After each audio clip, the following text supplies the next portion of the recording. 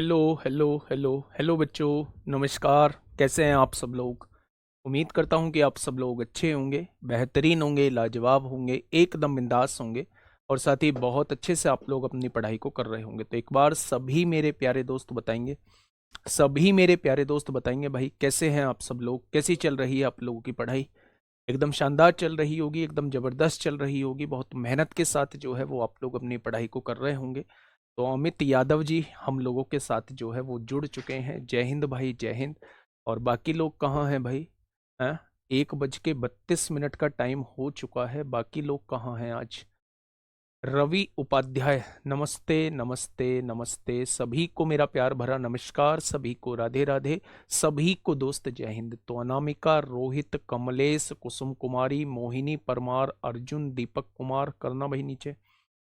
विकास सैनी, रोशन रावत, कृष्णकांत झा, शायमा, अखिलेश यादव, गौरव दुबे, प्रियंका यादव, जस्सी गुजर, अभी त्रिपाठी, स्नेह यादव, निशा कुमारी, अमन, गौरी कंचन, लता शर्मा, निकिता सिंह, अक्षय कश्यप, मनोज, कपिल सागर, मयंक, पूनम पाल, शिवम यादव, मंजीत गैंगवार, अजय कुमार, राजगुप्ता, सभी का स्वागत भाई, सभी का स्वागत, बहुत बहुत स्वागत, बहुत बहुत सारा स्वागत। ठीक है मेरे प्यारे दोस्त, आप लोग देखोगे कि आप कोई सा भी एग्जाम देने जा रहे हैं, कोई सा भी एग्जाम, चाहे वो स्टेट का एग्जाम हो, चाहे वो सेंटर का एग्जाम हो, आप उसमें मेंसुरेशन का वेटेज जो है वो अच्छा खासा पाएंगे।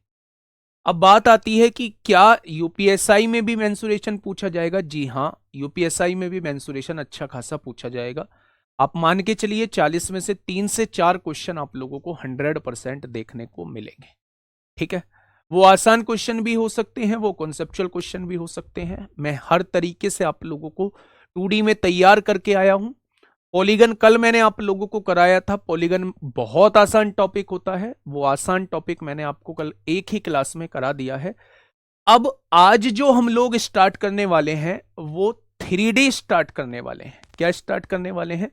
तो हेडिंग बनाइएगा मेरे प्यारे दोस्त, 3D, यानी कि जिसे कहा जाता है 3 डायमेंशनल ज्योमेट्री। 3 डायमेंशनल प्यारे दोस्त जिसे कहा जाता है 3 डायमेंशनल कहा जाता है। 3D मतलब 3 डायमेंशनल। अच्छा, 3 डायमेंशनल का मतलब क्या होता है? क्या कोई मुझे बताएगा?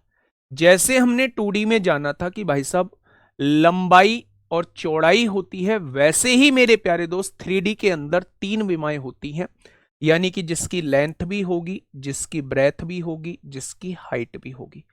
अगर मेरे प्यारे दोस्त मैं आपको कुछ एग्जाम्पल दिखाऊं तो एग्जाम्पल देख के समझने की कोशिश करना। दिखाना भाई एग्जाम्पल, बॉक्स दिखाओ।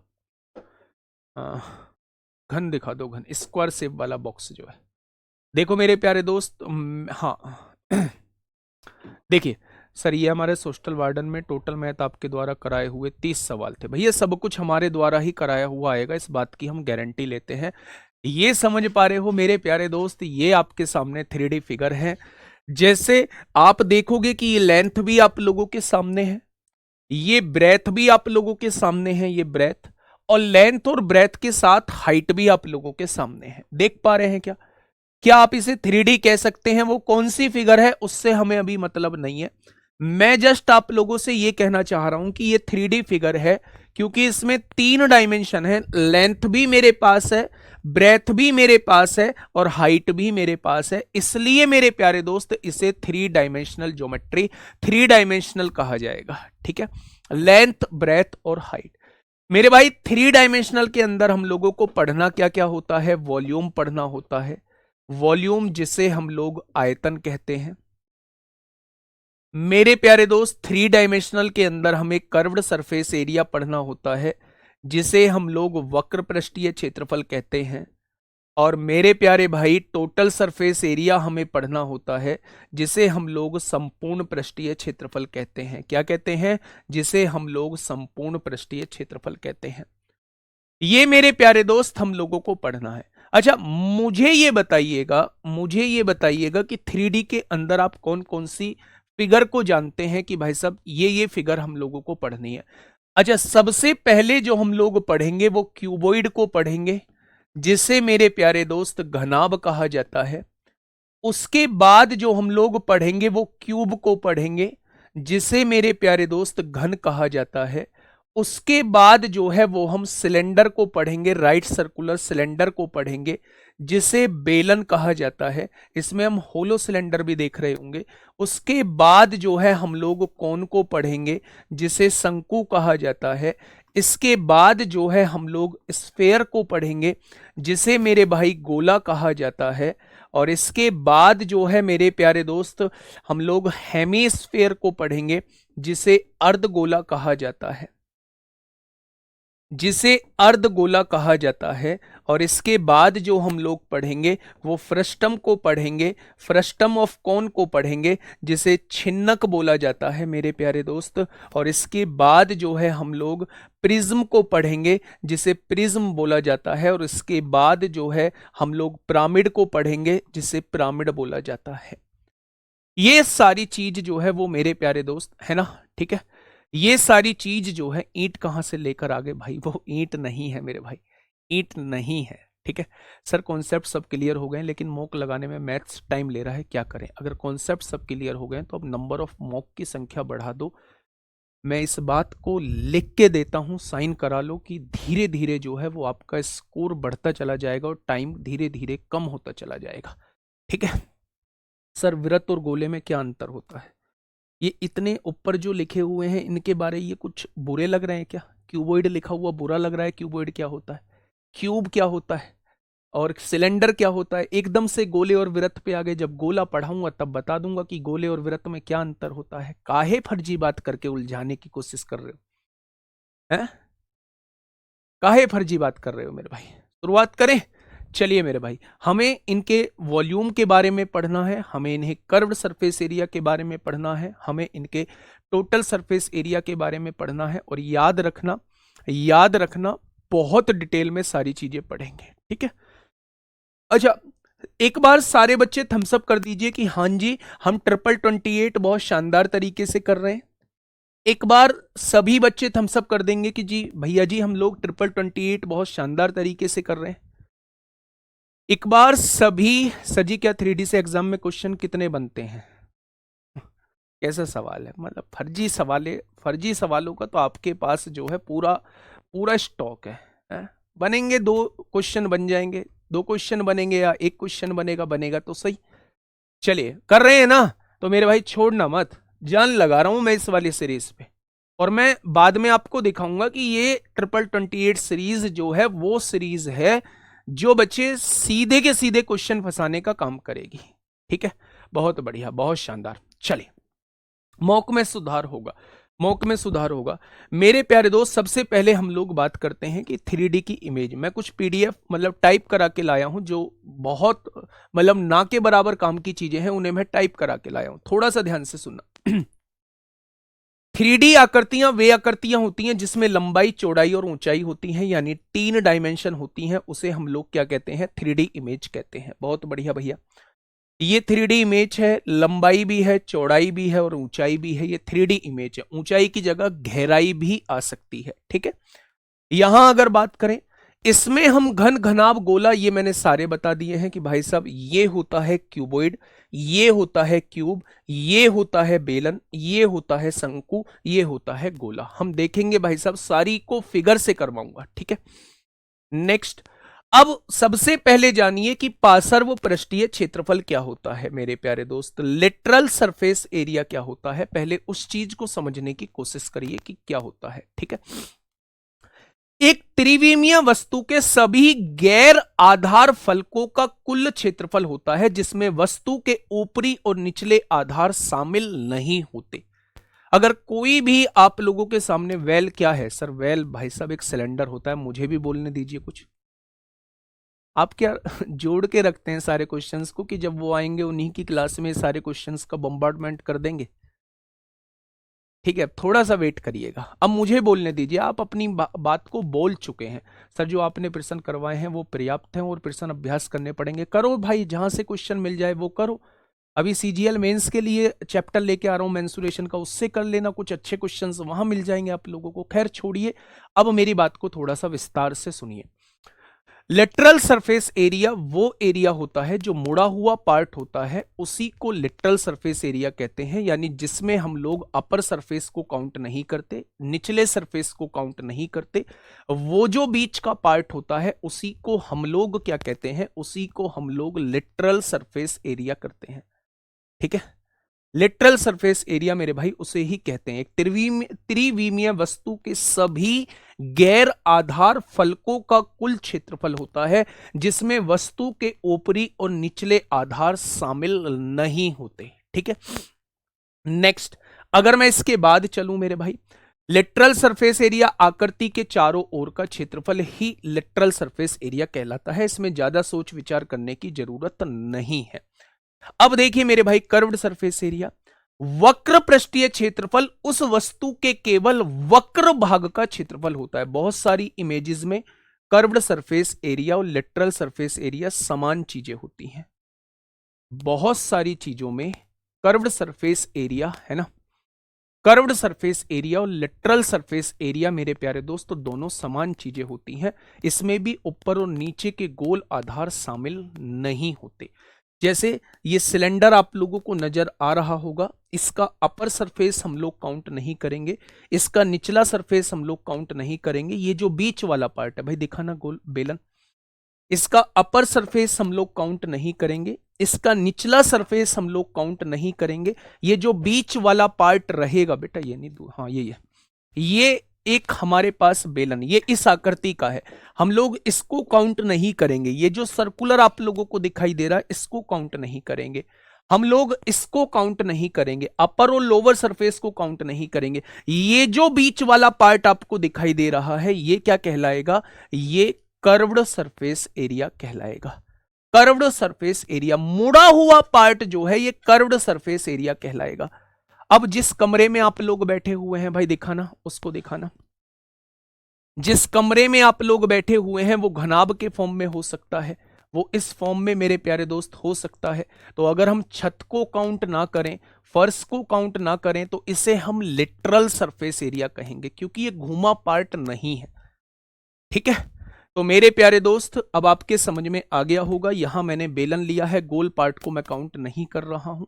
यहां मैं इसके चारों तरफ का क्षेत्रफल, जैसे कमरा, जैसे क्यूब होता है, क्यूबोइड होता है, अगर उसमें हम छत को काउंट ना करें, फर्श को काउंट ना करें, तो ये जो चार दीवारों का क्षेत्रफल होता है, इसी को लिटरल सरफेस एरिया कहा जाता है। इसी को मेरे प्यारे दोस्त लिटरल सरफेस एरिया कहा जाता है। ठीक है, बहुत बढ़िया, बहुत शानदार। नेक्स्ट मेरे प्यारे दोस्त आगे बढ़ते हैं। टोटल सरफेस एरिया क्या होता है? टोटल सरफेस एरिया मेरे भाई सब कुछ, चाहे ऊपर वाला पार्ट हो, चाहे नीचे वाला पार्ट हो, चाहे बीच वाला पार्ट हो, सभी के एरिया को अगर हम जोड़ देंगे तो मेरे भाई मेरे सामने टोटल सरफेस एरिया आ जाएगा। कर्व्ड सरफेस एरिया में आधार का क्षेत्रफल और शीर्ष का क्षेत्रफल जोड़ देंगे तो मेरे सामने टोटल सरफेस एरिया आ जाएगा। ठीक है मेरे भाई, अगर मैं आगे वॉल्यूम की बात करता हूं, वॉल्यूम की बात करता हूं मेरे प्यारे दोस्त, तो वॉल्यूम होता है किसी भी चीज को जो जगह घेरती है। जैसे हमने कोई दिखाना, बॉक्स दिखाना, हमने बॉक्स रखा, हमने बॉक्स रखा, ये बॉक्स है, ये जितनी जगह को घेरेगा वो इसका वॉल्यूम कहलाएगा, वो इसका वॉल्यूम कहलाएगा। या अंदर के स्पेस को हम लोग वॉल्यूम कहते हैं। मान लो एक आपके पास घनाभकार बॉक्स है और उसके अंदर आप पानी भर रहे हैं, तो पानी कितना आ जाएगा वो उसका वॉल्यूम कहलाएगा। या वो घनाभकार बॉक्स कितनी जगह को ऑक्यूपाई कर रहा है तो वो उसका वॉल्यूम कहलाएगा मेरे भाई। ठीक है, तो किसी 3D आकृति द्वारा घेरा गया स्थान उसका आयतन कहलाता है, जो किसी वस्तु के अंदर भरे जाने वाले पदार्थ की मात्रा की माप है। ठीक है, चलिए मेरे भाई, अब सबसे पहले हम लोग हेडिंग डालते हैं क्यूबॉइड क्या होता है। सबसे पहले हम लोग हेडिंग डालते हैं क्यूबॉइड क्या होता है, जिसे हम लोग घनाभ कहते हैं मेरे भाई, जिसे हम लोग घनाभ कहते हैं। अगर मैं आप लोगों के सामने फोटो बनाने की कोशिश करूं, अगर मैं आप लोगों के सामने फोटो बनाने की कोशिश करूं, तो मेरे प्यारे दोस्त घनाभ की कुछ इस तरीके की फोटो आपके सामने बनेगी। घनाभ की कुछ इस तरीके की फोटो आपके सामने बनेगी मेरे प्यारे साथी। ये मैंने इससे जोड़ दिया, ये मैंने इससे जोड़ दिया, ये मैंने इससे जोड़ दिया और ये मैंने इससे जोड़ दिया। ठीक है मेरे भाई, ये घनाभ, हाँ घनाभ की फोटो बनेगी। अब अगर मैं आपसे इसमें कहूं कि ये क्या है, तो आप कहेंगे ये लेंथ होती है किसी भी घनाभ की। ये क्या है, ये किसी भी घनाभ की ब्रेथ का काम करता है। और ये क्या है, ये किसी भी घनाभ की हाइट का काम करता है। देखा ना भाई लाल कलर वाला बॉक्स। तो मेरे प्यारे दोस्त अब ध्यान से सुनना, ये होता है मेरे प्यारे दोस्त घनाभ, यानी कि इसी को क्यूबॉइड कहा जाता है। अगर प्रैक्टिकली एग्जाम्पल देने की मैं कोशिश करूं, तो जिस कमरे में आप लोग बैठे हुए हैं, अगर उसकी सभी दीवारें बराबर नहीं हैं, अपोजिट साइड बस इक्वल हैं, जिसे चौकोर कमरा ना कह के ये कह दें कि भाई लंबाई ज्यादा है और चौड़ाई कम है, तो उस कमरे को हम लोग घनाभ के रूप में लिखते हैं। उस कमरे को हम लोग घनाभ के रूप में लिखते हैं, उस कमरे को हम लोग घनाभ मानते हैं। ये होता है मेरे प्यारे दोस्त घनाभ। अगर इसकी बात करूं तो ये लंबाई का काम करेगी, इसकी बात करूं तो ये इसकी चौड़ाई का काम करेगी, और इसकी बात करूं तो ये उसकी ऊंचाई का काम करेगी। आयताकार कमरा जो होता है वो घनाभ कहलाता है। ठीक है, आयताकार कमरा जिसकी अपोजिट साइड्स इक्वल होंगी वो एक घनाभकार कमरा कहलाता है। अब मैं इसमें कुछ चीजें आप लोगों से पूछूंगा। पहली चीज मैंने आपसे पूछी कि घनाभ का आयतन कितना होता है। दूसरी चीज मैंने आपसे पूछी इसका लेटरल सरफेस एरिया या कर्व्ड सरफेस एरिया या वक्र पृष्ठीय क्षेत्रफल कितना होता है। चार दीवारों का क्षेत्रफल भी इसे बोला जाता है, चार दीवारों का क्षेत्रफल भी इसे बोला जाता है मेरे भाई। अगर मैं आप लोगों से कहूं कि इसकी पांच दीवारों का क्षेत्रफल क्या होगा, पांच दीवारों का क्षेत्रफल क्या होगा, तो मेरे प्यारे दोस्त वो भी आप लोगों को बताना है। अगर मैं आपसे पूछूं कि इसकी छह दीवारों का क्षेत्रफल क्या होगा, छह दीवारों का क्षेत्रफल क्या होगा, तो छह दीवारों के क्षेत्रफल को ही टोटल सरफेस एरिया बोला जाता है। छह दीवारों के सरफेस एरिया को ही टोटल सरफेस एरिया बोला जाता है। अगर मैं इसमें पूछूं आप लोगों से विकर्ण की लंबाई कितनी होगी, यानी डायगोनल की लेंथ कितनी होगी, तो आप कहेंगे जी विकर्ण की लंबाई आप लोगों को दे दी। अगर आप लोगों को तीन एडजेसेंट सरफेसिस का एरिया दिया हुआ है, अगर तीन एडजेसेंट सरफेस, तीन आसन्न भुजाओं का क्षेत्रफल दिया हुआ है, तीन आसन्न फलकों का क्षेत्रफल आप लोगों को दिया हुआ है, तीन एडजेसेंट सरफेसिस का एरिया जो है वो गिवन है, एरिया जो है वो गिवन है एक्स वाई जेड, तो उसका वॉल्यूम क्या हो जाएगा मेरे भाई। ये क्वेश्चन आप लोगों से पूछे जाते हैं, ये आप लोगों से पूछे जाते हैं। मेरी बात को थोड़ा सा समझना, ज्यादा इसमें सोच विचार करने की जरूरत नहीं है। जब किसी घनाभ का आयतन आपसे पूछा जाता है तो कमरे के अंदर स्पेस कितना है वो आपसे उसकी बात कर रहा होता है। मैं इन चीजों पे जाने से पहले आप लोगों से थोड़ा सा कुछ विचार विमर्श करना चाहूंगा। मैंने आपसे ये कहा कि जहां आप बैठे हुए हैं, एक बार उस लाइब्रेरी की सारी दीवारों को जरूर देखिएगा। कोई पागल ना बताने लगे कि सारे जितने भी पढ़ने वाले हैं ये एकदम चेहरा ऊपर नीचे क्यों घुमा रहे हैं। एक बार सारी दीवारों को देखिएगा, आमने सामने की दीवारों को, ऊपर की छत को, नीचे के फर्श को देखिएगा। आप लोग एक चीज पा रहे होंगे। अगर मैं आपसे पूछूं कि उस लाइब्रेरी के अंदर कॉर्नर कितने हैं वो बता दीजिए। अच्छा, ऐसा तो कोई योद्धा नहीं बैठा है जो गोल लाइब्रेरी के अंदर बैठा हो, जो गोल लाइब्रेरी के अंदर बैठा हो, जिसकी लाइब्रेरी ही गोल हो। भाई साहब मैं उसकी बात नहीं कर रहा हूं, कमरे के आकार में जो लाइब्रेरी है, आप मुझे उसमें कोने गिन के बताइए कि कोने कितने हैं मेरे भाई। तो आप कहेंगे हम तो छत पर हैं। अच्छा छत पर है, तो मैं बता देता हूं, कोने जो होते हैं वो किसी भी कमरे के अंदर 8 कोने होते हैं। कोने जो होते हैं वो 8 होते हैं मेरे भाई। 1 2 3 4 5 6 7 8, टोटल कितने कमरे हैं, टोटल कितने कॉर्नर होते हैं, 8 कॉर्नर होते हैं। 1 2 3 4 5 6 7 8। अच्छा, क्या कोई मुझे बता सकता है कि एजिस कितने होते हैं, एजिस, एजिस कितने होते हैं बच्चे, एजिस कितने होते हैं, क्या कोई बताएगा। एजिस का मतलब होता है कोर। कोर कितनी होती हैं बच्चे? कोर से आप क्या समझते हैं? सबसे पहले मुझे यह बताइए, कोर, कोर को इंग्लिश में कहा जाता है एजिस। अच्छा, क्या कोई मुझे बता सकता है किसी घनाभ के अंदर कोर कितनी होती है? आप लोग एक उस कमरे को देखिए जहां दो दीवारें जुड़ रही हैं, एक पतली सी लाइन जा रही होगी। जहां दो दीवारें जुड़ रही हैं वहां एक पतली सी लाइन होगी कॉर्नर वाली। तो आप कहेंगे ऐसी लाइन को अगर हम काउंट करते हैं तो मेरे भाई ऐसी लाइन टोटल 12 आती है। ऐसी लाइन टोटल 12 आती है। अब मैं बता रहा हूं आपको कौन सी वाली लाइन की बात कर रहा हूं। मेरे प्यारे दोस्त, ये दो आपके सामने जुड़ रही है ना सरफेस। ये जो लाइन आप लोगों को दिखाई दे रही है, ये जो लाइन है, ये जो लाइन आप लोगों को दिखाई दे रही है, ये कोर है मेरे प्यारे दोस्त। 1 2 3 4 5 6 7, ये तो काउंट हो चुकी थी। 8 9 10, ये तो काउंट हो चुकी थी। ये इधर काउंट हो चुकी है 11 और 12। तो टोटल कितनी कोर होती हैं? ठाना से टोटल कितनी कोर होती हैं बेटा? इसे ठाओ पेन को। टोटल कितनी कोर होती हैं? तो आप कहेंगे टोटल 12 कोर होती हैं। तो अगर किसी घनाभ या घन के अंदर टोटल एजेस की संख्या पूछी जाए तो वो 12 होती है।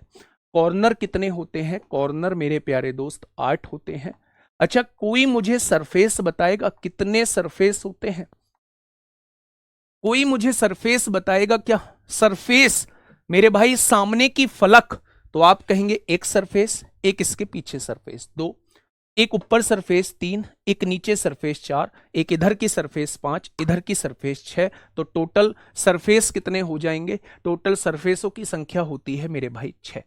अब मुझे इन तीनों बातों में बता दीजिए, क्या इन तीनों बातों में किसी को कोई परेशानी नहीं है? तो एक बार थम्सअप करिए जी भैया जी, तीनों बातों में किसी को कोई परेशानी नहीं है। कॉर्नर की संख्या पूछेगा तो मैं 8 बताऊंगा, अगर एजिस की संख्या पूछेगा तो मैं 12 बताऊंगा, और अगर फलकों की संख्या पूछेगा तो मैं 6 बताऊंगा। मैं जरा सी भी देरी नहीं करूंगा, ठीक है। अब मुझे बताइए वॉल्यूम क्या होता है? वॉल्यूम होता है अंदर का स्पेस, जिसे हम लोग आयतन कहते हैं। जब भी मेरे प्यारे दोस्त वॉल्यूम आपसे पूछा जाए तो आप कह देना length into breadth into height. अगर तीनों चीजों की गुणा कर दोगे तो अंदर का स्पेस आपके सामने आ जाएगा। वॉल्यूम को, आयतन को मेरे भाई, अंदर के स्पेस को धारिता भी कहते हैं। किसी बर्तन की कैपेसिटी को भी वॉल्यूम कहा जाता है। किसी बर्तन की, घनाभकार बर्तन की कैपेसिटी यानी धारिता को वॉल्यूम कहा जाता है। Length into breadth into height होती है। अगर मैं आपसे कहूं कि कर्व्ड सरफेस एरिया, मेरे भाई किसी घनाभ के ऊपर से छत हटा दो, फर्श हटा दो, तो ये जो 4 दीवारें बचती हैं, इन्हीं के सरफेस एरिया को curved surface area, lateral surface area कहा जाता है। और लेटरल सरफेस एरिया जो होता है वो मेरे प्यारे दोस्त किसी भी घनाभ का ये होता है। फटाफट मेरे साथ एक बार बोलेंगे, अगर लेटरल सरफेस एरिया आपसे पूछा जाए तो 2l plus B into H होता है। कितना होता है? 2l plus B into H होता है। कॉर्नर की हिंदी क्या है? कॉर्नर की हिंदी है कोने। कॉर्नर की हिंदी कोने है, सरफेस की हिंदी फलक है, ठीक है। अगर 4 दीवारों का क्षेत्रफल पूछा जाए तो वो 2l plus B into H होता है मेरे भाई। हम इसमें छत को काउंट नहीं कर रहे हैं, फर्श को काउंट नहीं कर रहे हैं। अब 5 दीवारों का क्षेत्रफल आपसे पूछा जाता है। आप कहेंगे जी 5 दीवारों का क्षेत्रफल का कोई एग्जाम्पल दे दीजिए। जब आप किसी कमरे पर पेंट करते हैं, कमरे की दीवारों पर पेंट करते हैं, तो आप चारों दीवारों के साथ साथ छत पर भी पेंट करते हैं। कभी आपने फर्श पे पेंट नहीं किया होगा। तो जब भी पेंट वाला क्वेश्चन बनता है तो उसमें 5 दीवारों के क्षेत्रफल की ही आवश्यकता होती है। अगर आपके सामने कोई एक खुली संदूक है, खुली संदूक का मतलब है उसकी छत नहीं है। छत नहीं है तो 4 दीवारें होंगी, नीचे का तला होगा, वहां भी 5 दीवारों के क्षेत्रफल की ही आवश्यकता होती है। यानी कि अगर 4 दीवारों का क्षेत्रफल मेरे पास ये दिया हुआ है और इसमें एक सरफेस का एरिया मैं जोड़ दूंगा तो ये 5 दीवारों का क्षेत्रफल बन जाएगा। ये 5 दीवारों का क्षेत्रफल बन जाएगा बच्चे। ये 4 दीवारों का क्षेत्रफल था 2l plus B into H, और अगर मैं इसमें LB जोड़ दूं, अगर मैं इसमें LB जोड़ दूं, छत या फर्श का क्षेत्रफल जोड़ दूं, तो मेरे भाई ये 5 दीवारों का क्षेत्रफल बन जाएगा। और अगर मैं 6 दीवारों का क्षेत्रफल पूछूं, यानी कि टोटल सरफेस एरिया पूछूं, तो total surface area LB plus BH plus HL होता है। कितना होता है? 2LB plus BH plus HL होता है। क्या ये बात समझ में आई? याद रखना, जितनी भी सरफेसेस हैं, आमने सामने का एरिया बराबर होता है। जितना एरिया इस दीवार का होगा उतना ही एरिया सामने वाली दीवार का होगा। जितना एरिया इस दीवार का होगा उतना ही एरिया इस दीवार का होगा। जितना एरिया छत का होगा उतना ही एरिया फर्श का होगा। ठीक है। अच्छा, क्या कोई मुझे विकर्ण बताएगा? विकर्ण कितना होगा? क्या कोई मुझे डायगोनल बताएगा? एक कोने से दूसरे कोने को छूने वाली लाइन को हम लोग विकर्ण कहते हैं। विकर्ण क्या हो जाएगा? तो आप कहेंगे विकर्ण जो होता है वो अंडर रूट के अंदर L² plus B² plus H² होता है। अगर विकर्ण का आपसे पूछा जाए तो विकर्ण जो होता है वो अंडर रूट के अंदर L² plus B² plus H² होता है। बोलिए। विकर्ण की अगर बात करूं तो विकर्ण जो होता है अंडर रूट के अंदर L² plus B² plus H² होता है। क्या इस बात में कोई समस्या? तो आप कहेंगे जी कोई समस्या नहीं है। अब मेरे प्यारे दोस्त, मैं आपसे क्वेश्चन पूछने जा रहा हूं। मैंने आपसे कहा कि आपको 3 आसन्न फलकों का क्षेत्रफल दिया हुआ है। आसन्न फलक क्या है? जैसे इस दीवार का क्षेत्रफल, इस दीवार का क्षेत्रफल और इस छत का क्षेत्रफल दिया हुआ है। 3 आसन्न फलकों का क्षेत्रफल दिया हुआ है और आपसे वॉल्यूम पूछा है, तो उसका डायरेक्टली रिलेशन होता है कि उन तीनों फलकों की गुणा करके अंडर रूट निकाल दोगे तो ये आपके सामने उस घनाभकार इमेज का आयतन निकल के आ जाएगा। ठीक है, आयतन निकल के आ जाएगा। अब मुझे बताइए, इन चारों पांचों छह फॉर्मूले में किसी को कोई दिक्कत हो? फटाफट बताइए। इन चारों पांचों छह फॉर्मूले में किसी को कोई दिक्कत हो तो फटाफट मुझे बता दीजिए मेरे भाई, क्या है? मैं इसको रिटन फॉर्म में दिखा देता हूं। देखिए, इसमें 8 वर्टिसेस होते हैं, 12 एजेस होते हैं, सभी भुजाएं समान लंबाई की नहीं होती हैं, 6 फलक होते हैं, रेक्टेंगुलर फेस होते हैं, विपरीत फलक का क्षेत्रफल समान होता है, आमने सामने का। ठीक है। अगर मैं टोटल सरफेस एरिया बात करूं तो 2LB plus BH plus HL होता है। लिटरल सरफेस एरिया यानी 4 दीवारों का क्षेत्रफल 2L plus B into H होता है। घनाभ का विकर्ण ये होता है, घनाभ का आयतन मेरे प्यारे दोस्त ये होता है। ठीक है। लास्ट वाला ठीक से समझा दो, तो लास्ट वाला ठीक से समझ लो। अगर 3 एडजेसेंट सरफेसेस का एरिया आप लोगों को दिया हुआ है तो मेरे प्यारे दोस्त 3 एडजेसेंट सरफेस कौन सी? एक तो इस दीवार का एरिया दे दे, एक इस सामने वाली दीवार का एरिया दे दे, एक छत का एरिया दे दे। आपसे कहे भाई ये 3 दीवारों का क्षेत्रफल आपके सामने है, आप मुझे इस घनाभ का वॉल्यूम बता दीजिए, तो आपको कुछ नहीं करना, उन तीनों की गुणा करके अंडर रूट निकाल देना है। उन तीनों की गुणा करके अंडर रूट निकाल देना है, बस ये काम आपको करना है। ठीक है। क्या ये बात समझ में आ गई आप लोगों को? तो आप कहेंगे जी बिल्कुल आ गई है। ठीक है। पहला क्वेश्चन, क्वेश्चन की तरफ लेके चलूं आप लोगों को, जल्दी से एक बार थम्स अप कर दीजिए भैया जी, बस क्वेश्चन की तरफ लेके चलो फटाफट। मुझे बताइए, एक बार थम्स अप कर दीजिए भैया जी। हमें जो है मेरे भाई, हमें जो है वो क्वेश्चन की तरफ लेके चलो। ले दिया गुड़िया, नाम ले दिया जूली। ठीक है, चलिए मेरे प्यारे दोस्त, अगर मैं आपसे ये कहूं, पहला क्वेश्चन ये रहा आपके सामने, फटाफट बताइए। ज्यादा टाइम आपको खर्च नहीं करना है, ज्यादा टाइम आपको खर्च नहीं करना है। फटाफट मुझे बताइए क्या होगा इस क्वेश्चन का साथी? बिल्कुल सही जवाब। एक तालाब की विमाएं आप लोगों को दी हुई हैं, लेंथ आप लोगों को दी हुई है, ब्रेथ आप लोगों को दी हुई है और हाइट आप लोगों को दी हुई है, और आप लोगों से धारिता पूछा जा रहा है। धारिता मतलब वॉल्यूम आपसे पूछा जा रहा है। वॉल्यूम में लेंथ कितनी है? 35 है, ब्रेथ कितनी है? 15 है, और हाइट कितनी है? 6 दी गई है। अगर मैं आप लोगों से ये कहूं, अगर मैं आप लोगों से ये कहूं, या तो आप लोग जो है वो 3 का मल्टीपल देख लीजिए, पहले तो पीछे जीरो आएगा, 6×5 = 30, जीरो आएगा, ये तो आंसर नहीं होगा। फिर आप देखिए कि 3 का मल्टीपल होना चाहिए, 5 और 1 6 3 9, 8 7 15 2 17 नहीं होगा, 5 3 8 नहीं होगा। ऑप्शन नंबर ए इस क्वेश्चन का जवाब हो जाएगा। और ऑप्शन नंबर ए इस क्वेश्चन का जवाब हो जाएगा। सीएससी की जगह एलएसए होगा। हाँ मैंने बता दिया ना कि सीएससी नहीं होगा, एलएसए। यहाँ सीएससी मत लिखिए, है ना। अगर मुड़ी हुई होती तो हम सीएससी लिख देते, एलएसए लिख दीजिए, लेटरल सरफेस एरिया। बहुत सारी इमेजेस में दोनों समान होते हैं, ठीक है।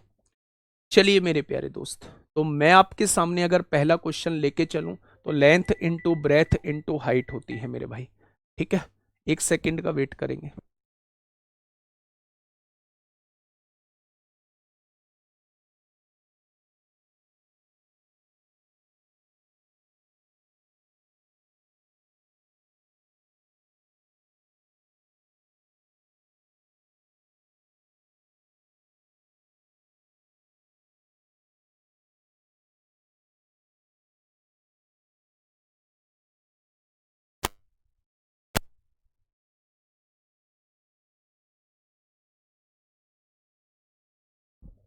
चलिए भाई, सेकंड क्वेश्चन आपके सामने है।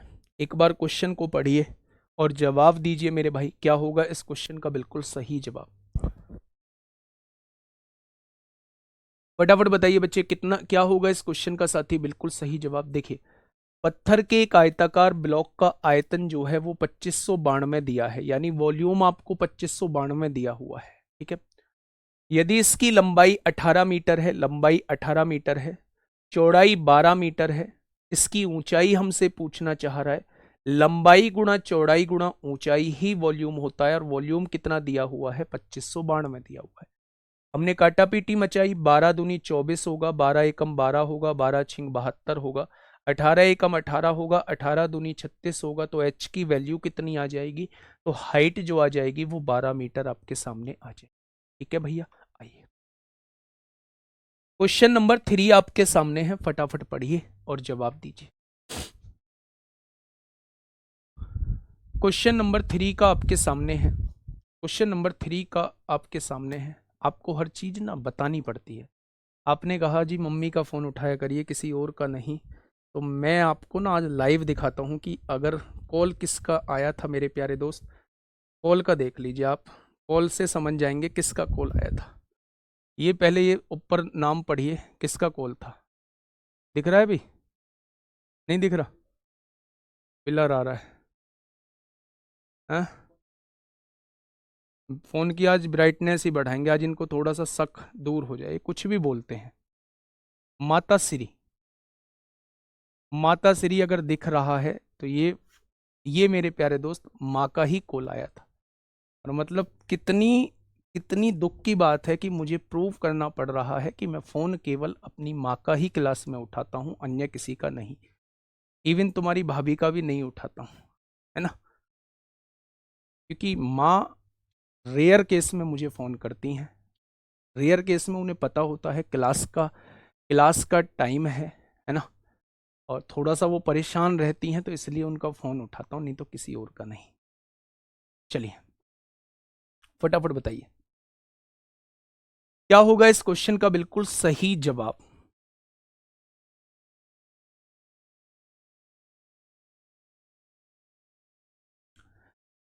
फटाफट मुझे बताइए। एक कह रहा है दम है तो भैया जी भाभी जी का नंबर दिखा दो, फिर वो आपने किसी और के नंबर तो नहीं छाप दिए इसमें से। चलो कोई दिक्कत नहीं है, छाप दोगे तुम अपने ही बालक को, है ना। एक कमरे की लंबाई चौड़ाई और ऊंचाई का अनुपात आप लोगों को दिया है। लंबाई चौड़ाई और ऊंचाई का अनुपात आप लोगों को दिया है, और इसका आयतन भी आप लोगों को दिया हुआ है। अगर ये रेशो आप लोगों को दिया है तो क्या आप लेंथ को 3a मान सकते हैं, ब्रेथ को आप 2a मान सकते हैं, और हाइट को आप a मान सकते हैं मेरे भाई। वेरिएबल मान लिए, और उसने length multiply breath multiply height कितना दिया है, यानी वॉल्यूम जो दिया है वो 3072 दिया हुआ है, यही तो दिया है। अच्छा मुझे ये बताइए मेरे प्यारे साथी, अगर मैं यहां 3 दूनी 6 से काटने की कोशिश करूं तो 6 पंजे 30 होगा, 6 एकम 6 होगा, 6 दूनी 12 हो जाएगा, 512 आ जाएगा। अगर मैं आपसे कहूं ए की गुणा 3 बार करेंगे तो क्या हो जाएगा, ए क्यूब हो जाएगा, और ए क्यूब की वैल्यू कितनी है, 512 है। अगर यहां से क्यूब हटाओगे तो यहां क्यूब रूट लगा दोगे तो 512 का घनमूल क्या होता है, तो आप कहेंगे 8 होता है। अगर मैं आपसे ये कहूं ए की वैल्यू 8 है तो 3 की वैल्यू कितनी हो जाएगी, 24 हो जाएगी। अगर ए की वैल्यू 8 है तो 2a की वैल्यू 16 हो जाएगी, और ए की वैल्यू 8 है तो हाइट जो हो जाएगी वो 8 हो जाएगी। अब उसने पूछा है इसकी चौड़ाई ज्ञात करो, तो आंसर क्या हो जाएगा, 16 metre is the correct answer. 16 metre इस क्वेश्चन का बिल्कुल सही जवाब हो जाएगा। ठीक है, बहुत बढ़िया, बहुत शानदार, बहुत लाजवाब, काबिले तारीफ। आगे बढ़ जाएं क्या, बहुत बढ़िया। नेक्स्ट क्वेश्चन आपके सामने है, जल्दी से मुझे बताइए। बिल्कुल ऐसा ही क्वेश्चन आपके सामने है, क्वेश्चन नंबर 4। जितनी बातें कम करोगे कंटेंट उतना ही ज्यादा मिलेगा, जितना ज्यादा कंटेंट मिलेगा उतना ही जल्दी बैच खत्म हो जाएगा। हमें आपके फोन का पासवर्ड पता चल गया, कोई बात नहीं, तो इस फोन में कुछ है थोड़ी ना, फोन में कुछ है थोड़ी ना। जब हम आशिक हुआ करते थे, जब हम दीवाने हुआ करते थे, तब का तो मैं मान सकता था कि हाँ फोन में कुछ होगा। अब फोन में कुछ नहीं है भाई। चलिए आ जाइए। सर आप भी क्या हुआ करते थे, नहीं हुआ करते थे, ये तो केवल आपका मनोरंजन करने के लिए बात बोली गई है। चलिएगा, देखिए, एक पानी की टंकी की विमाओं का अनुपात आप लोगों को दिया है, लेंथ ब्रेथ और हाइट का रेशो आप लोगों को दिया है, टंकी का आयतन आप लोगों को दिया है। क्या मैं लेंथ मान सकता हूं 5a हो जाएगी, क्या मैं ब्रेथ मान सकता हूं 4a हो जाएगी, क्या मैं हाइट मान सकता हूं 3a हो जाएगी, और length into breadth into height क्या होता है, वॉल्यूम होता है। क्या इतनी बात समझ में आ गई आप लोगों को, तो आप कहेंगे जी बिल्कुल आ गई।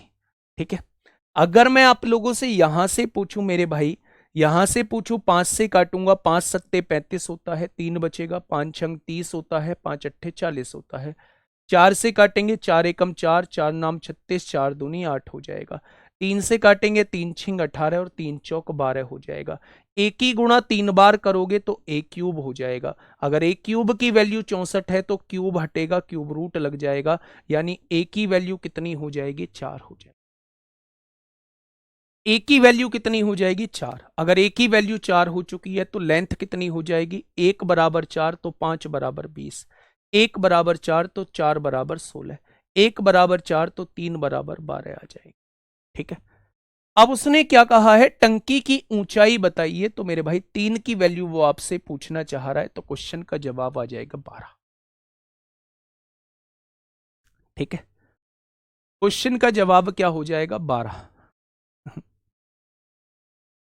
चलिए मेरे भाई, नेक्स्ट आप लोगों के सामने 5वां क्वेश्चन। देखिए बिल्कुल डायरेक्ट आपकी थ्योरी से पूछ लिया है, डायरेक्ट आपकी थ्योरी से पूछ लिया है, डायरेक्ट आपकी थ्योरी से पूछ लिया है ये क्वेश्चन। भाभी जी से शिकायत करेंगे, बहुत बढ़िया, कर देना।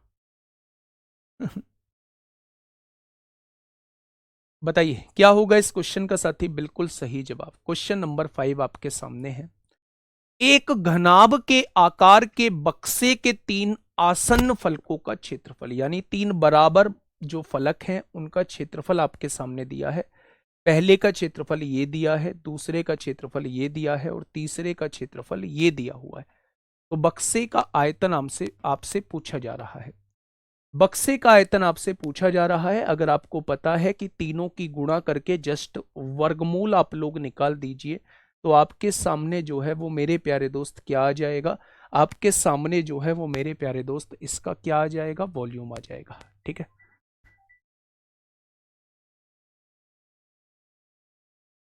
चलिए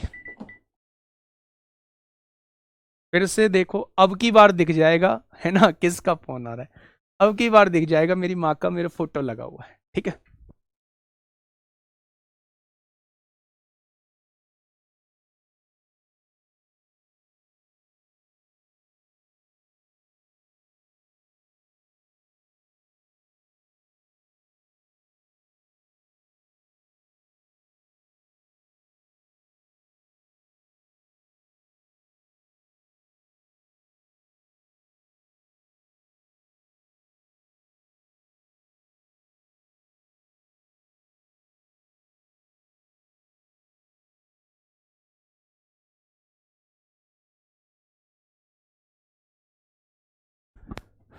चलो भाई, ध्यान से समझना मेरे प्यारे दोस्त। अगर मैं इसका वर्गमूल करूं तो क्या आप समझ पा रहे हैं कि 120 को आप लिख सकते हैं 60 गुणा 2 120। अगर आप 72 को लिखना चाहें तो आप लिख सकते हैं 36 गुणा 2। और इस 60 को ऐसे का ऐसे ही लिखा रहने दीजिए। 260 का वर्गमूल जो है वो 160 होता है। 2 का वर्गमूल 1 2 होता है। और 36 का वर्गमूल 6 होता है। क्या इस बात में किसी को कोई दिक्कत? ठीक है, बहुत बढ़िया, बहुत शानदार। 60 दूनी 120, चिक्का 720। एक कह रहा है जी भैया जी आपने आपने क्या पता ऐसा कर रखा हो कि भाभी जी माँ के फोन से भाभी जी करती हूँ। हाँ वही करती। ठीक है, अब आ जाओ क्वेश्चन की तरफ, आ जाओ, इतने मजे मत लो, है ना। तो मेरे प्यारे दोस्त जवाब क्या हो जाएगा? 720 हो जाएगा, option number B. Next question आपके सामने, बेटा जी जल्दी आंसर बताओ। इस क्वेश्चन का आंसर सबसे पहले कौन बताएगा? इस क्वेश्चन का आंसर जो है सबसे पहले कौन बताएगा? बताइए।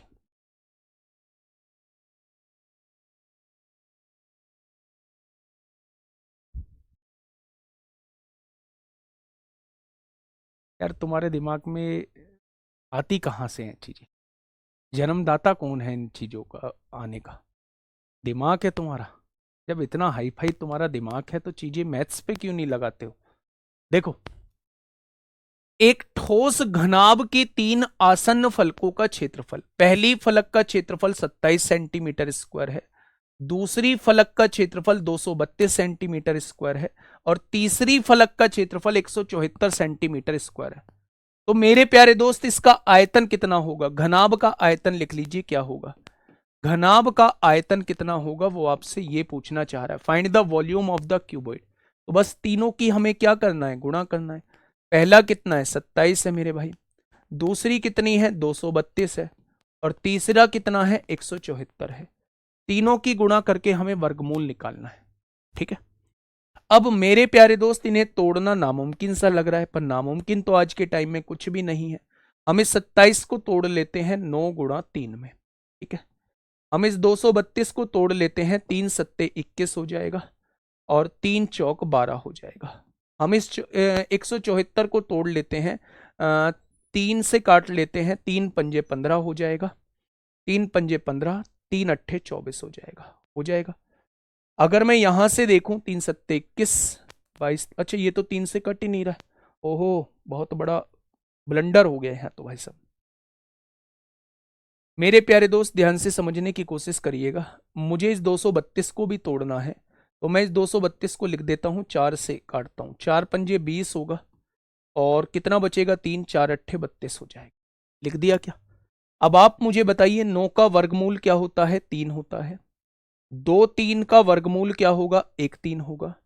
4 का वर्गमूल कितना हो जाएगा? 2 हो जाएगा। और इन 258 का वर्गमूल क्या होगा? 158 हो जाएगा।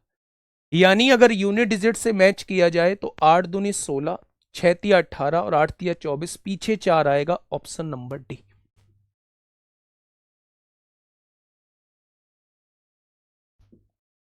ठीक है। यूनिट डिजिट से देख सकते हैं मेरे प्यारे दोस्त, तो आंसर क्या आ जाएगा? आंसर, अच्छा यूनिट डिजिट क्या यहां देख सकते थे? देखिए, इतना सब कुछ करने की आवश्यकता भी नहीं थी। अगर यूनिट डिजिट यहीं देख लिया होता, 7 दूनी 14, 4 चौक 16, पीछे 6 आना है। पीछे 6 आना है तो किसका वर्ग करने पर पीछे 6 आ रहा है? 5 का वर्ग करने पर पीछे 5 आएगा। 9 का वर्ग करने पर पीछे 1 आएगा। 8 का वर्ग करने पर पीछे 4 आएगा। 4 का वर्ग करने पर पीछे 6 आएगा, ऑप्शन नंबर डी हो जाएगा। तो इतना सब कुछ तोड़ने की आवश्यकता नहीं थी, इसी लाइन में आप लोगों का आंसर आ जाएगा। ठीक है, चलिए नेक्स्ट क्वेश्चन आपके सामने है। फटाफट मुझे बताइए क्या होगा इस क्वेश्चन का बिल्कुल सही जवाब। क्वेश्चन नंबर 7 आपके सामने है, फटाफट बताइए।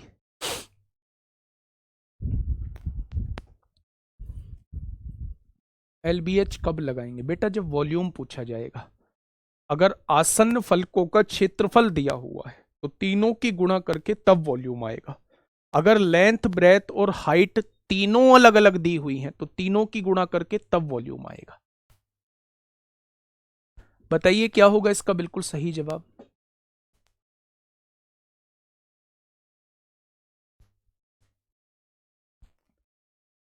देखिए, एक घनाभ का आयतन जो है वो 3600 घन सेंटीमीटर है। एक घनाभ का आयतन जो है वो 3600 घन सेंटीमीटर है। अगर मैं आपसे कहूं कि घनाभ का आयतन क्या होता है, लंबाई गुणा चौड़ाई गुणा ऊंचाई, ये कितना दिया हुआ है, ये 3600 घन सेंटीमीटर आप लोगों को दिया हुआ है। दो आसन्न फलकों के क्षेत्रफल इतने हैं, तो अन्य आसन्न फलकों का क्षेत्रफल क्या होगा। मैं अभी पढ़ा के आया हूं कि अगर वॉल्यूम निकालना है तो तीनों आसन्न फलकों के क्षेत्रफल की हमें गुणा करनी होगी और उसका अंडर रूट निकालना होगा। अगर वॉल्यूम निकालना है तो हमें तीनों आसन्न फलकों के गुणा करनी होगी और उसका अंडर रूट निकालना होगा। यही तो है। अच्छा, वॉल्यूम कितना दिया हुआ है, तो आप कहेंगे 3600 दिया हुआ है, इज इक्वल टू में अंडर रूट। पहली आसन फलक का क्षेत्रफल क्या है, 225 है। दूसरी आसन फलकों का क्षेत्रफल क्या है, 144 है। और तीसरी आसन फलकों का क्षेत्रफल आपसे पूछा है।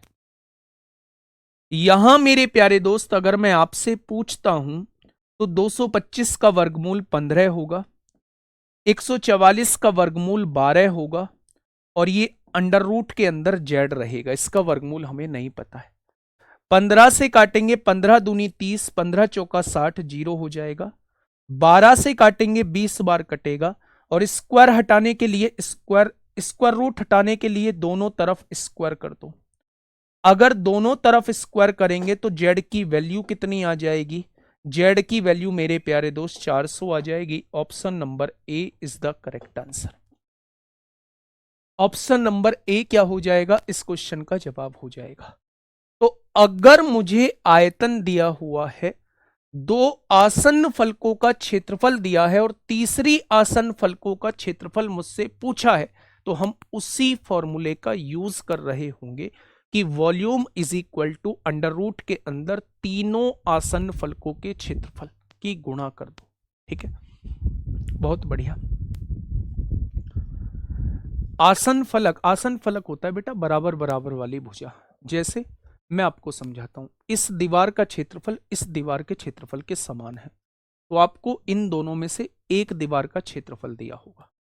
उस दीवार का इस दीवार के क्षेत्रफल के समान एरिया है, तो उन दोनों में से एक का एरिया दिया होगा। छत और फर्श का एरिया समान है, छत और फर्श में से एक का एरिया दिया होगा। जब इन 6 दीवारों में से किन्हीं 3 आसन्न फलकों का क्षेत्रफल दिया हो, 3 जुड़ी हुई दीवारों का क्षेत्रफल आप लोगों को दिया हुआ हो, तो उन्हें आसन्न फलकों का क्षेत्रफल कहते हैं। ठीक है, चलिए नेक्स्ट क्वेश्चन की तरफ चलते हैं मेरे प्यारे दोस्त। ये रहा आपके सामने नेक्स्ट क्वेश्चन, फटाफट बताइए। क्वेश्चन नंबर 8, क्वेश्चन नंबर 8 आपके सामने क्या कहना चाहता है मेरे भाई। क्वेश्चन नंबर नेक्स्ट आपके सामने है, फटाफट मुझे बताइएगा क्या होगा इस क्वेश्चन का बिल्कुल सही जवाब।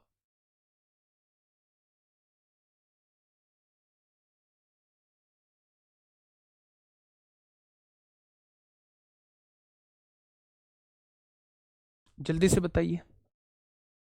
देखिए 225 का रूट 15 ही तो लिखा है, ये रहा 15। देखिए एक होल की विमाएं 10 मीटर गुणा 10 मीटर, यानी ये लेंथ दी हुई है, ये ब्रेथ दी हुई है और ये आपको हाइट दी गई है। उस सबसे लंबी छड़ की लंबाई ज्ञात कीजिए जिसे इस हॉल में रखा जा सकता है। तो मेरे प्यारे दोस्त छड़ की लंबाई यानी वो विकर्ण की वैल्यू आपसे पूछना चाह रहा है। लेंथ का स्क्वायर 10 का स्क्वायर 100 होगा, प्लस ब्रेथ का स्क्वायर 10 का स्क्वायर 100 होगा, प्लस हाइट का स्क्वायर 5 का स्क्वायर 25 होगा। कोई दिक्कत समस्या?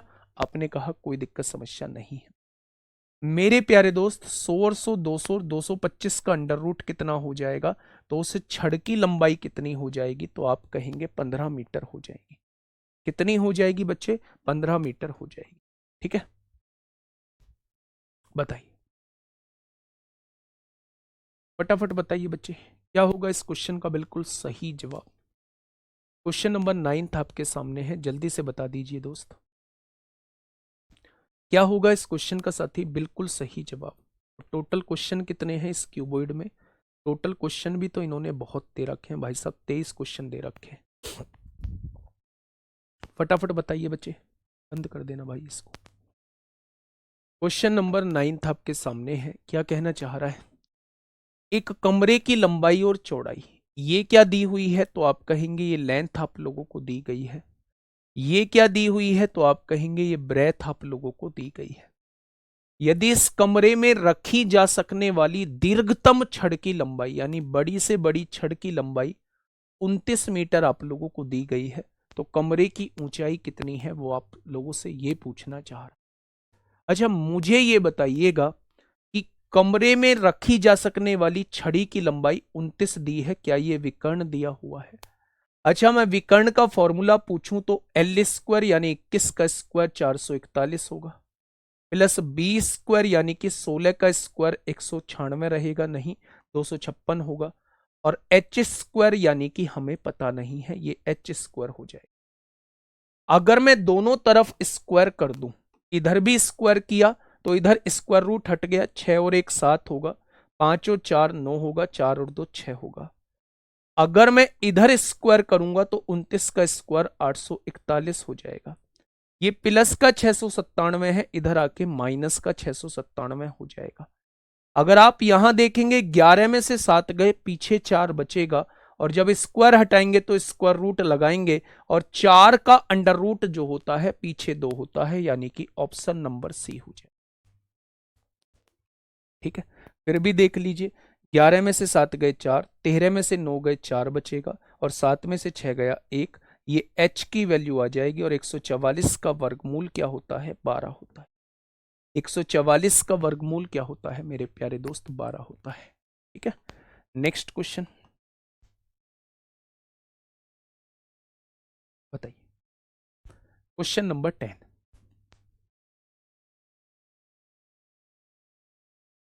क्वेश्चन नंबर 10 आपके सामने है, फटाफट मुझे बताइएगा क्या होगा इस क्वेश्चन का साथी बिल्कुल सही जवाब। देखिए, एक कमरे की लंबाई, चौड़ाई और ऊंचाई का अनुपात आपको दिया हुआ है। लेंथ को हम 3a मान लेते हैं, ब्रेथ को हम लोग 2a मान लेते हैं, और हाइट को हम लोग a मान लेते हैं। हो गई क्या? अब उसने ये कहा है कि कमरे में रखी जा सकने वाली सबसे लंबी छड़ की लंबाई दी हुई है, यानी विकर्ण दिया हुआ है। विकर्ण कितना दिया है? 14 अंडर रूट 14, यही तो दिया है। अच्छा, विकर्ण होता क्या है? लेंथ का स्क्वायर 3 का स्क्वायर 9a स्क्वायर हो जाएगा, ब्रेथ का स्क्वायर 2a का स्क्वायर 4a स्क्वायर हो जाएगा, और हाइट का स्क्वायर a का स्क्वायर a स्क्वायर हो जाएगा। ठीक है बच्चे, अच्छा मुझे ये बताइए, 9 और 4 13, 1 14 a स्क्वायर हो जाएगा। अगर 14 a स्क्वायर का अंडर रूट हम लोग निकालते हैं, 14 a स्क्वायर का अंडर रूट हम लोग निकालते हैं तो a बाहर आ जाएगा, ये रूट 14 अंदर ही रहेगा, 14 अंडर रूट 14 हो जाएगा। तो क्या a की वैल्यू जो है वो 14 निकल के आ जाएगी, यानी पहली भुजा 42 आएगी, दूसरी भुजा 28 आएगी, और तीसरी भुजा जो है वो 14 आ जाएगी। अब क्वेश्चन ने कहा है कमरे की ऊंचाई ज्ञात कीजिए, तो आंसर क्या हो जाएगा? 14 centimetre is the correct answer. Next, 14 centimetre इस क्वेश्चन का साथी बिल्कुल सही जवाब हो जाएगा। इस क्वेश्चन को पढ़िएगा, क्वेश्चन नंबर 11, आराम से पढ़िए।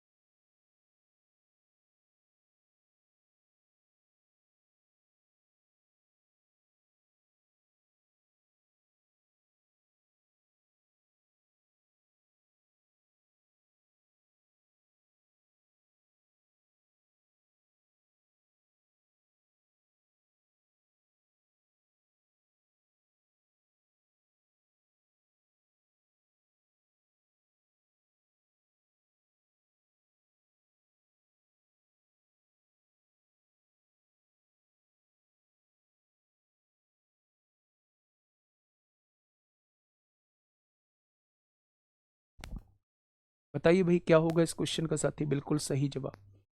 सर जी 19 कहाँ से आया? कौन सा वाला 19? कौन सा वाला 19? 19 नहीं है। एल स्क्वायर यानी इसका स्क्वायर, बी स्क्वायर यानी इसका स्क्वायर, एच स्क्वायर यानी इसका स्क्वायर, सबको जोड़िए 14a², ये 14√14 दिया, a बाहर आ गया, √14, तो यहां से आ जाएगा a की वैल्यू 14।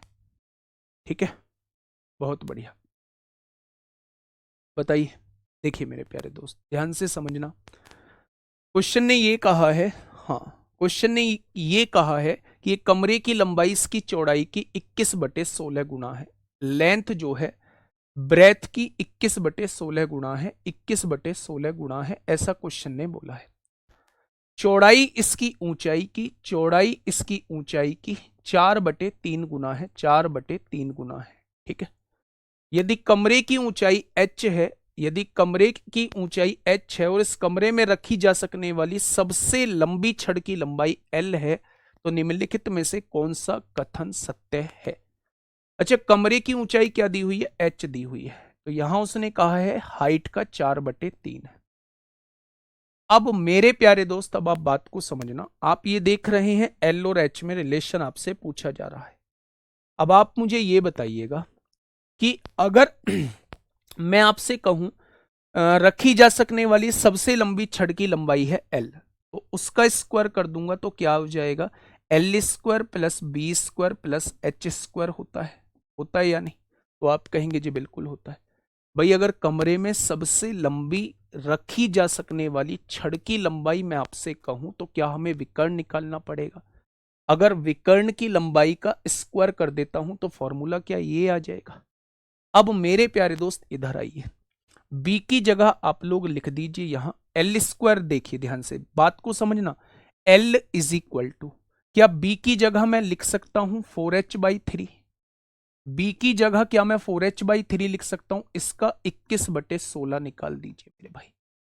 आपने कहा 4 चौक 16 और 3 सत्ते 21 हो जाएगा, यानी कि l² की जगह आप लिखेंगे 7 का स्क्वायर 49h² अपॉन में मेरे भाई 4 का स्क्वायर 16 हो जाएगा।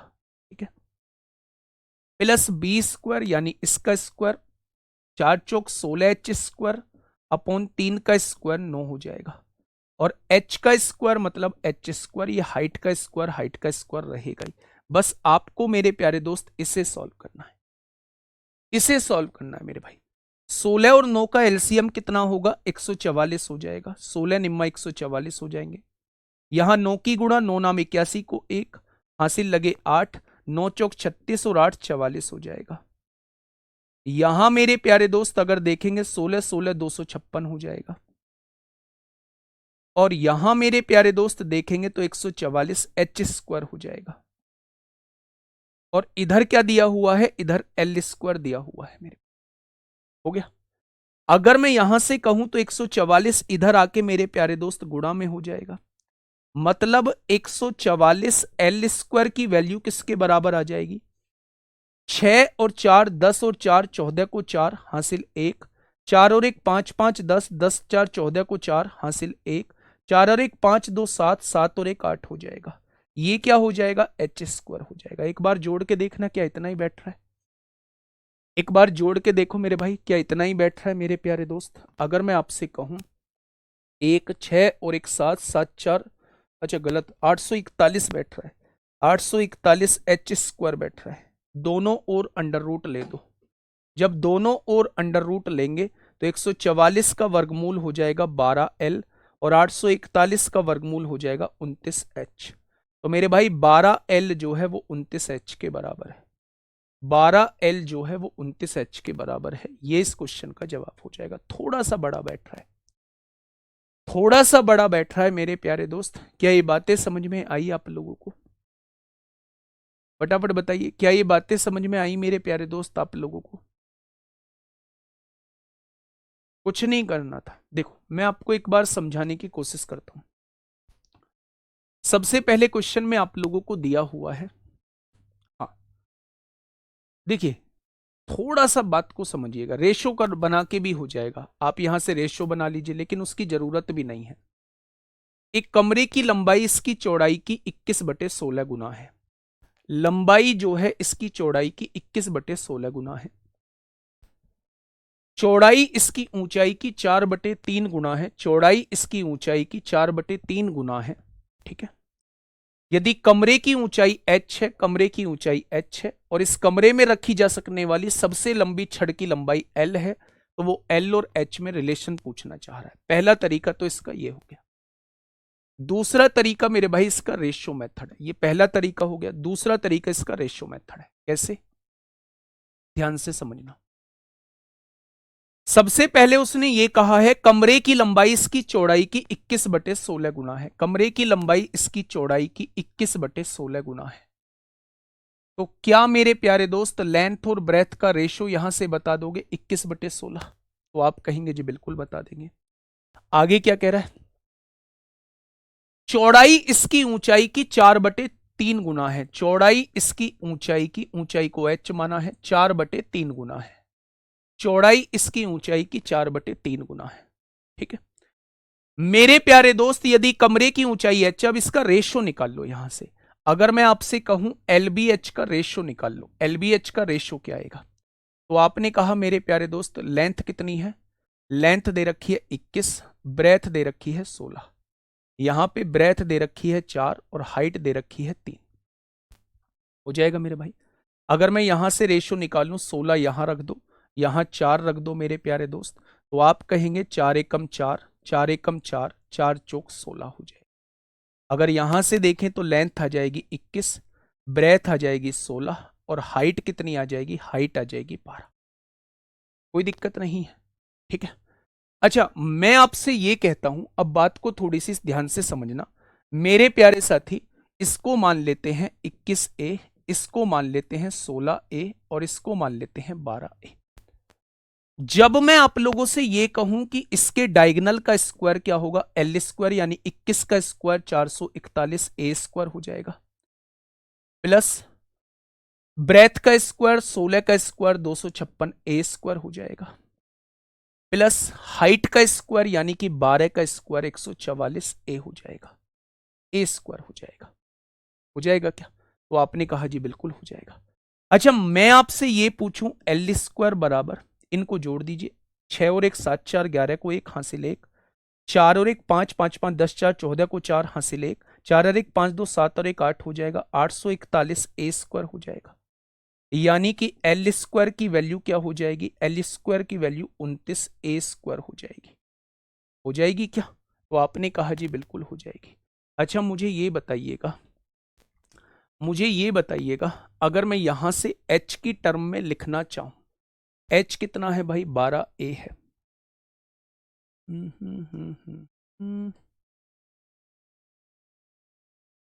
21 16 12 आया है ना?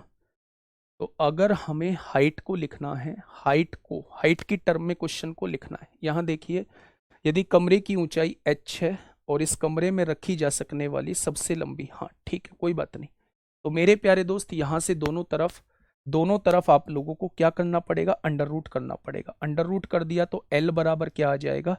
29A आ जाएगा। 29A आ जाएगा। क्या A की जगह हम लोग क्या लिख सकते हैं?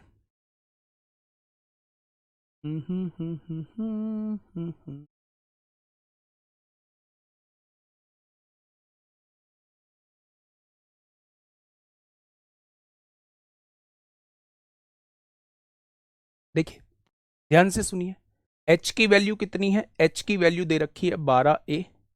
h की वैल्यू कितनी है? 12A। अगर a की वैल्यू यहां से उठाएंगे तो h/12 लिख देंगे।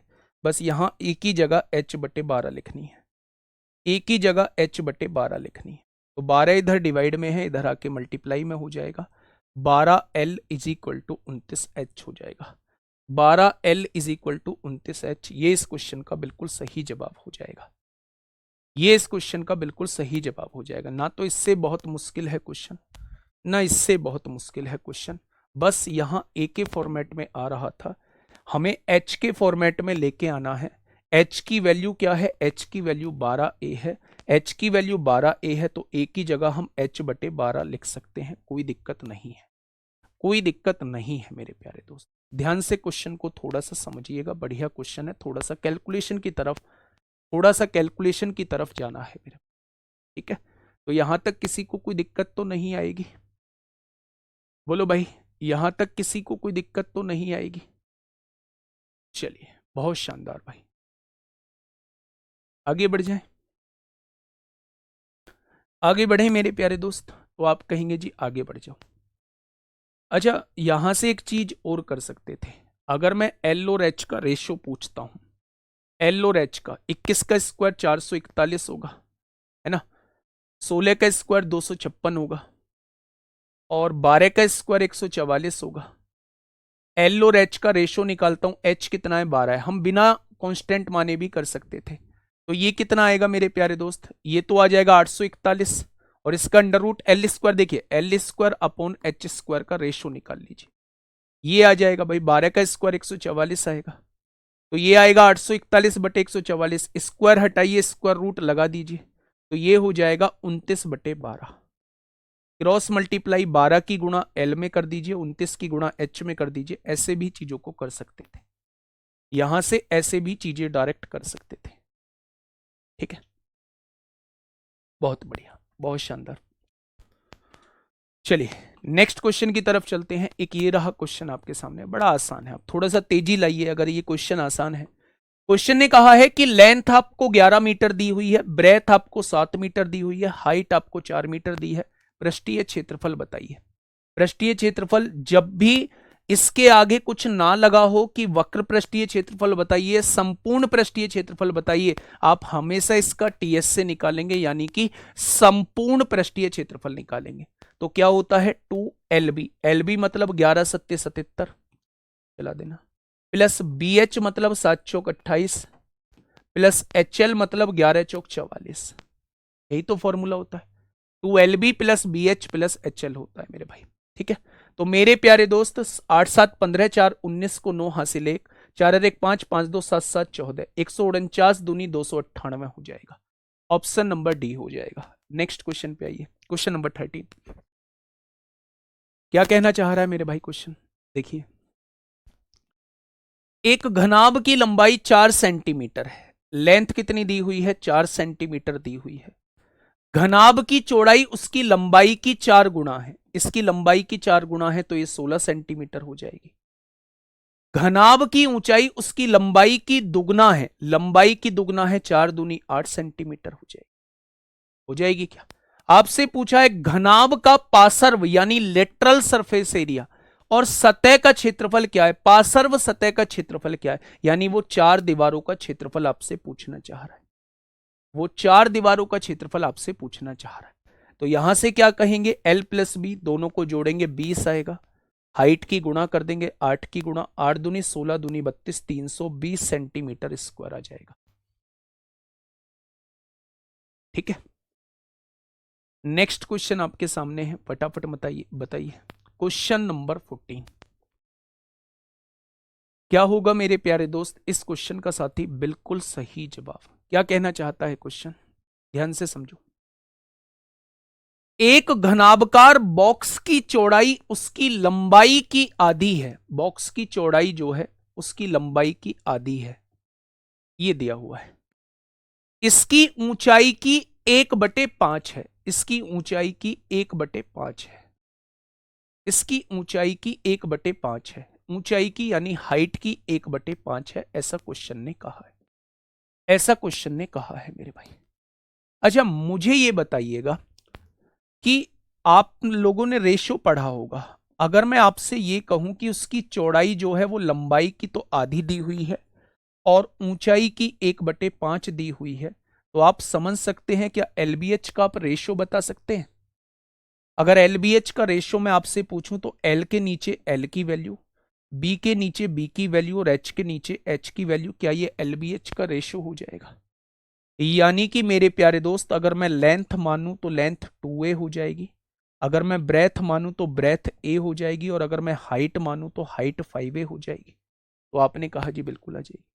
अब उसने कहा है कि घनाभ का पार्श्व पृष्ठीय क्षेत्रफल यानी literal surface area, literal surface area कैसे निकालते हैं, 2L plus B into H से निकालते हैं।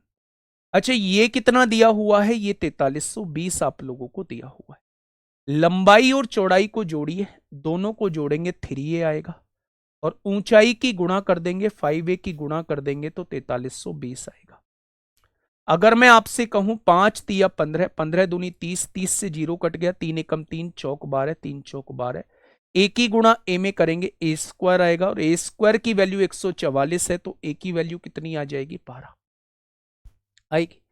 अगर ए की वैल्यू 12 आ चुकी है तो इसकी लंबाई जो है वो 24 आ जाएगी, इसकी चौड़ाई जो है वो 12 आ जाएगी, और इसकी ऊंचाई जो है वो 60 आ जाएगी। अब क्वेश्चन ने कहा है इसका आयतन कितना होगा, तीनों की गुणा कर दीजिए, यही इसका आयतन हो जाएगा। तो पीछे तो 0 आने वाली है, ये तो आंसर होगा नहीं। आंसर जो है वो 4 का मल्टीपल होगा, सभी है। आंसर 8 का भी मल्टीपल होगा, 8 चौक 32, 8 तिया 24, 4 ये भी होगा, ये भी होगा, ये भी। 3 का 8 और 1 9, 9 और 2 11 7 18, 8 4 12, 12 5 17 1 18, 8 2 10 7 17, सभी कट रहे हैं।